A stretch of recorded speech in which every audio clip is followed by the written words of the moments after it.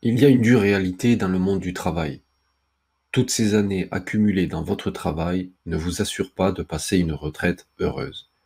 Lorsque j'étais au collège, le principal adjoint avait beaucoup d'humour. Je me souviens une fois où il était rentré en classe et s'était exclamé: «Ah, si Robinson avait Crusoe!» Un pince sans rire, je vous dis.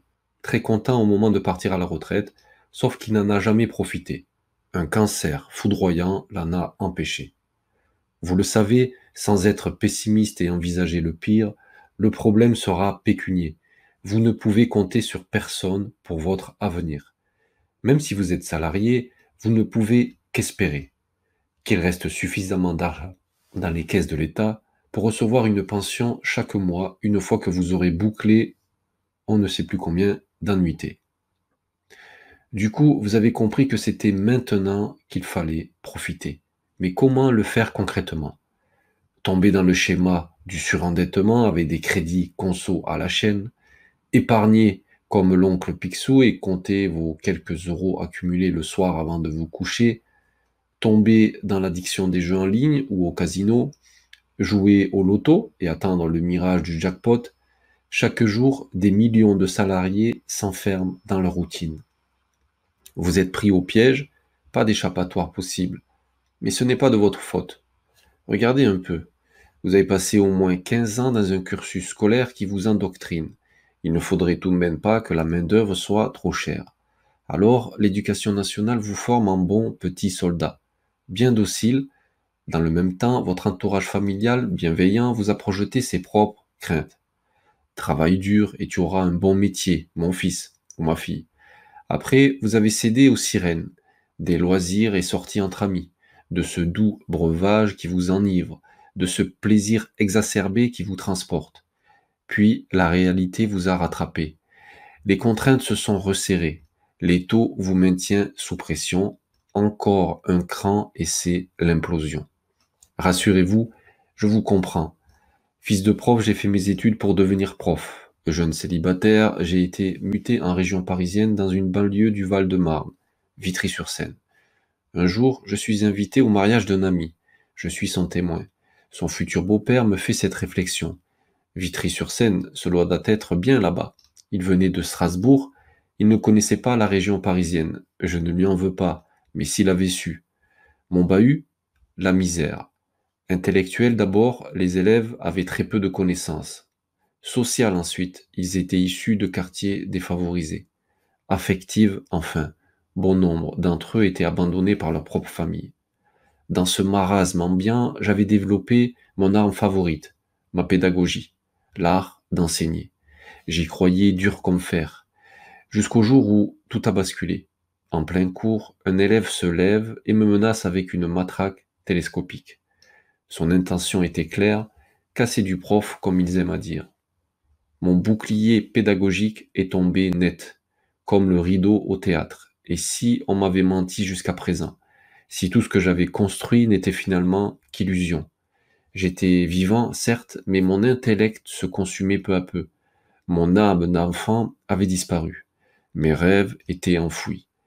Comment en étais-je arrivé là? Avec le recul, je le sais maintenant. Lorsqu'une personne a consacré beaucoup de temps à apprendre un métier, elle a tendance à vouloir s'accrocher à ce métier afin de rentabiliser son investissement plutôt que de découvrir ce pourquoi elle est vraiment faite. C'est à cause du syndrome du tac au tac gagnant à vie. La Française des Jeux l'a bien compris, elle. La promesse d'une rente à vie reste le meilleur vecteur de rêve. C'est tout à fait normal. Je vous l'ai déjà expliqué précédemment. L'inquiétude pour vos vieux jours en est la principale motivation. Et moi-même, j'étais pris de cette fièvre. Je croyais que mon salaire de fonctionnaire était salvateur. C'est, et de loin, ma pire erreur. Au contraire, il m'a enfermé dans une prison.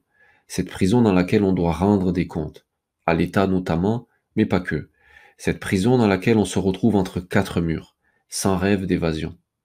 Et si je vous disais que c'est possible de briser vos chaînes, si je vous faisais découvrir un système dans lequel l'argent travaille pour vous et non l'inverse, un cadre de référence dans lequel vous avez plus de liberté pour faire ce que vous voulez et plus de temps pour le faire quand vous le souhaitez.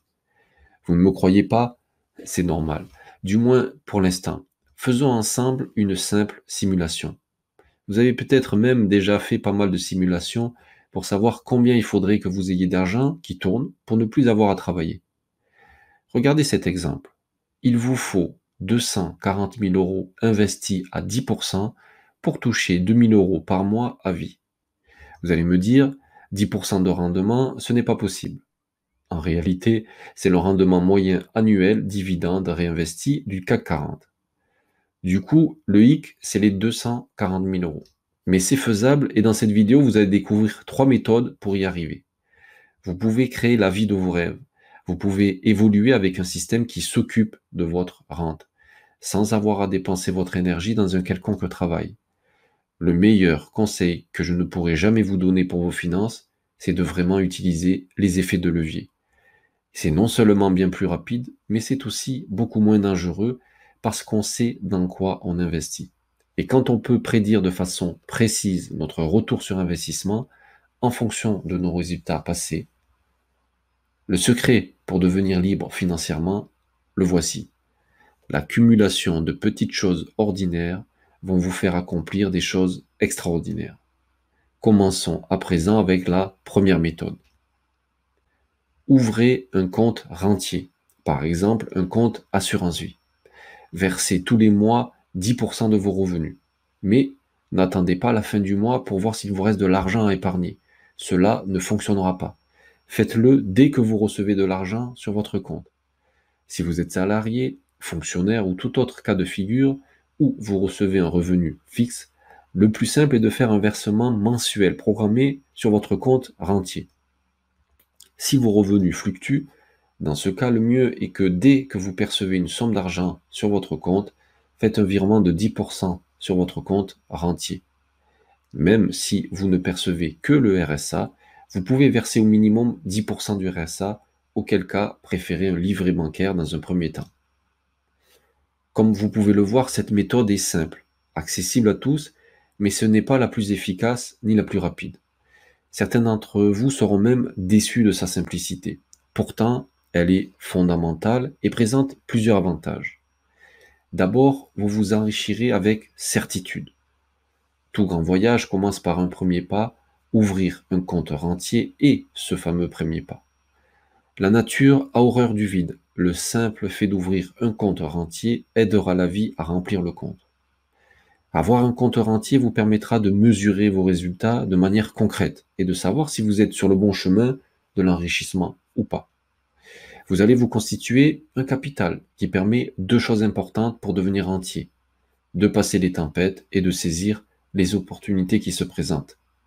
Si un accident de la vie vous arrive, qu'il soit de votre fait ou de fait extérieur, avoir un capital vous permettra de rester à flot et vous évitera les désagréments de la faillite personnelle.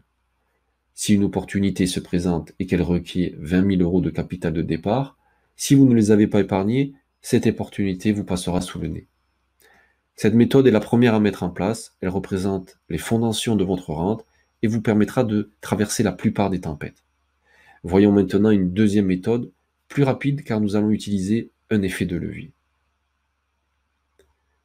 Vous achetez pour 100 000 euros de parts de SCPI qui vous rapportent 5,40% net par an, soit 5 400 euros, ce qui correspond à 450 euros par mois. Vous financez ces parts de SCPI grâce à un prêt amortissable sur 20 ans à 4%, taux assurance incluse, ce qui vous fait des mensualités de 616 euros. 616 euros moins 450 euros, cela donne 166 euros de participation. Cette participation ira en diminuant car les loyers augmentent avec l'inflation. En prenant une hypothèse que l'immobilier va doubler en 20 ans, soit une revalorisation annuelle de 3,5% des parts de SCPI et une augmentation des loyers de 2% par an, au bout de 20 ans, vous obtenez un capital de 173 025 euros, une rente de 656 euros pour une participation moyenne de 69 euros par mois. Toutefois, il faut tenir compte de la fiscalité. Les revenus de SCPI rentrent dans les revenus fonciers imposés à votre tranche d'imposition et à la CSG-CRDS. Pour obtenir 2 000 euros de rente en 20 ans, il vous faut investir 305 080 euros en part de SCPI, avec une participation mensuelle moyenne de 212 € avant impôt. Je vous laisse comparer avec la retraite octroyée par l'État. 20 ans, certains trouveront que c'est long, et j'espère que vous serez rentier à 20, notamment en appliquant les différentes méthodes détaillées sur cette chaîne YouTube, donc n'oubliez pas de vous abonner. Dans un prêt amortissable classique, vous avez 3 éléments dans chaque mensualité: le capital amorti, les intérêts, l'assurance décès, invalidité du prêt. Au départ, les intérêts composent la majeure partie de la mensualité, puis diminuent avec le temps et inversement pour le capital amorti. Dans un prêt in fine, vous n'avez que 2 éléments dans les mensualités: les intérêts, l'assurance décès, invalidité du prêt. Il n'y a donc pas de remboursement du capital pendant toute la durée du prêt. Par conséquent, les intérêts restent constants si le prêt est à taux fixe, ce qui permet de limiter le revenu foncier. Autre conséquence, les mensualités sont plus faibles. Du coup, dans l'investissement en CPI de rendement, les revenus générés sont supérieurs aux mensualités. Ce surplus permettra de payer les impôts sur le revenu foncier et de réaliser des versements complémentaires sur l'assurance vie mise en garantie. Par exemple, si vous investissez 100 000 € dans une SCPI qui rapporte 5,40% net, avec un emprunt in fine sur 20 ans à 4% assurance incluse, et en plaçant 20 000 € sur une assurance vie qui garantira l'emprunt, cela fera des loyers de 450 € par mois, des mensualités de 333 €, ce qui générera une trésorerie positive de 117 € par mois. En reversant une partie de cette trésorerie sur l'assurance vie, vous reconstituerez le capital en 20 ans. Au bout de 20 ans, vous aurez capitalisé 173 025 € pour un loyer net mensuel de 656 € et une participation de 0 €. Toutefois, il faut tenir compte évidemment des 20 000 € versés au départ sur l'assurance vie.